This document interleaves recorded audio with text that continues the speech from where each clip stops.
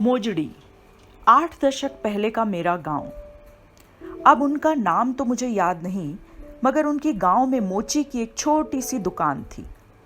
पालथी मारकर बैठे, सामने काम करने का पट्टा, पास में लोहे की निहाई, ठोकने को मूसल, लोहे की पत्ती का बना चमड़ा काटने का एक चाकू, बीच बीच में घिसकर पैना करने के लिए एक पत्थर की पट्टी, सिलने का एक सुआ और धागा।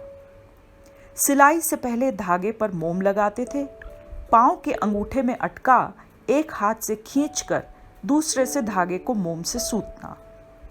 चमड़े की जूतियां बनाने के लिए बस इतने से औजार, बाकी सदे हुए हाथ का हुनर। चमड़ा गांव में ही मिलता था।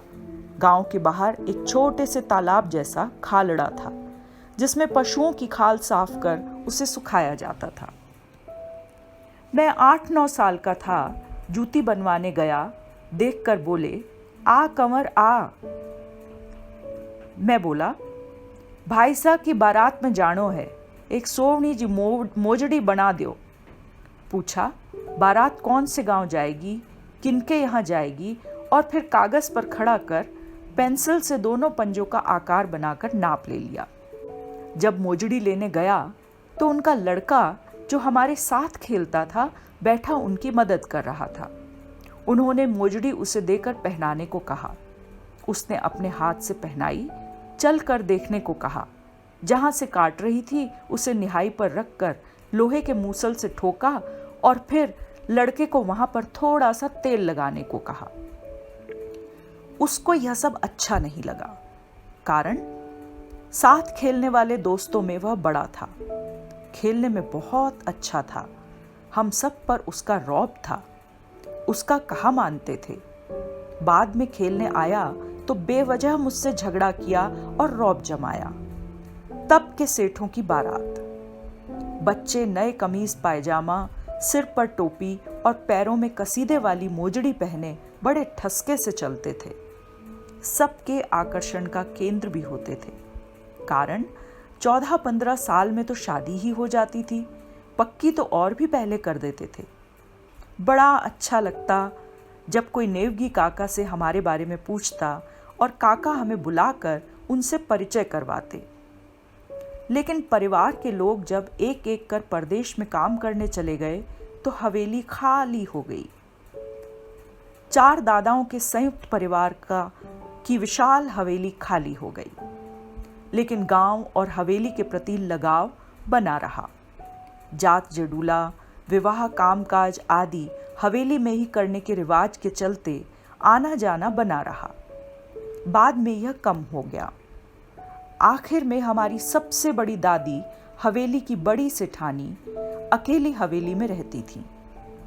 हवेली के ठाकर का परिवार उनकी देखभाल करता, मिश्रानी खाना बनाती, घर के जोशी जी सुबह शाम संभालते, पास के बैंक के मैनेजर उनकी जरूरत के अनुसार रुपए ला देते। रिश्ते के काका जी उनका हिसाब किताब रखते। दादी पूरे ठसके के साथ रहती थी। किसी भी लड़के के पास जाकर रहने को तैयार नहीं थी। हवेली की नई पीढ़ी की पढ़ाई शहरों में हुई। व्यापार छोड़ सब चार्टर्ड अकाउंटेंट, डॉक्टर, मैनेजर आदि बन गए। मेरी पढ़ाई प्राइमरी की सांभरलेक, हाई स्कूल की बरेली और डॉक्टरी की कलकत्ते यानी आज के कोलकाता में हुई। पढ़ाई पूरी कर राजस्थान आ गया। उदयपुर के मेडिकल कॉलेज में सर्विस और पोस्ट ग्रेजुएट की पढ़ाई। तभी समाचार मिला कि सबसे बड़े काका जी को लुधियाना में मस्तिष्क घात हुआ है। तत्काल लुधियाना के लिए रवाना हुआ। लंबा सफर था। वहां पहुंचा तब तक काका जी की मृत्यु हो चुकी थी। संस्कार कर सब मुंबई जा चुके थे। मैं वापस आ गया। बाद में मुझे गांव लोसल जाकर मौसर का पुण्य काम करने को भेजा। रहते सब दिसावर में थे, लेकिन पुण्य काम तो अपने गांव में ही होना था। दादी ने ठाकर को भेजकर जोशी जी को बुलाया। रिश्तेदार और गांव के पंचों को बुलाया। तय हुआ कि गांव के सभी ब्राह्मण व अन्य गरीब परिवारों को 5 किलो गेहूं, 1 किलो चीनी, आधा किलो दाल और 5 रुपए नगद बांटे जाएं।